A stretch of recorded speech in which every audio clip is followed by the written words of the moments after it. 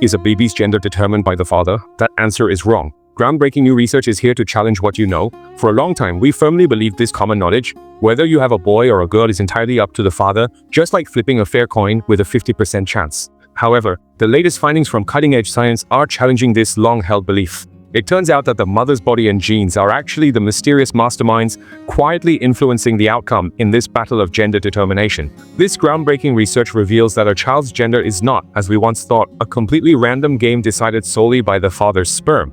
On the contrary, the mother's physical condition and genetic background play a crucial role in the process. Scientists have even proposed a bold concept, the existence of so-called male biased genes and female biased genes. More specific findings come from the analysis of large amounts of family birth data.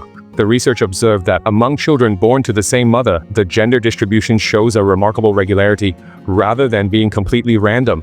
If the first child in a family is a boy, then the probability that the mother will have more boys in subsequent births increases significantly.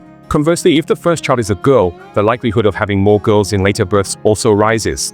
What's especially noteworthy is that the more children a mother has, the more pronounced this tendency for all the children to be of the same gender becomes. It's like a mysterious reproductive inertia. Once set in motion, it continues to exert its influence. Even more surprising clues come from the mother's age at childbirth. Studies have found that the older a mother is when she has her first child, the stronger this gender bias effect becomes. This suggests that a mother's physiological state is not just a passive vessel, but may actually be an active regulatory system. As her age and physiological state change, she subtly influences the fertilization process and even the early developmental environment of the embryo, thereby potentially selecting or favoring offspring of a particular sex. This completely overturns the assumption that the sex of a child is as random as a coin toss, placing the mother at the very center of the sex determination mechanism. So by what mechanism does the mother exert this subtle influence? The answer lies hidden within our genetic code. For the first time, researchers used genetic analysis to find two human genome regions linked to. There are key genetic variations closely related to this tendency. One gene is associated with a predisposition to have boys, while another is linked to a tendency to have girls.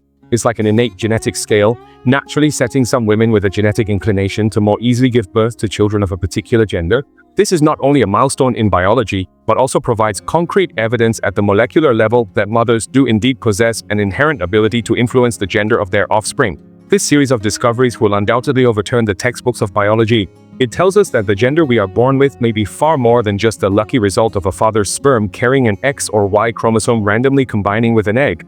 It is more like a product meticulously regulated by the mother's unique genetic blueprint, her internal environment, and even external factors working together. The origin of life from the very first moment is a symphony of deep genetic collaboration between both parents, rather than a solo performance by either side. This new perspective also prompts deeper reflection.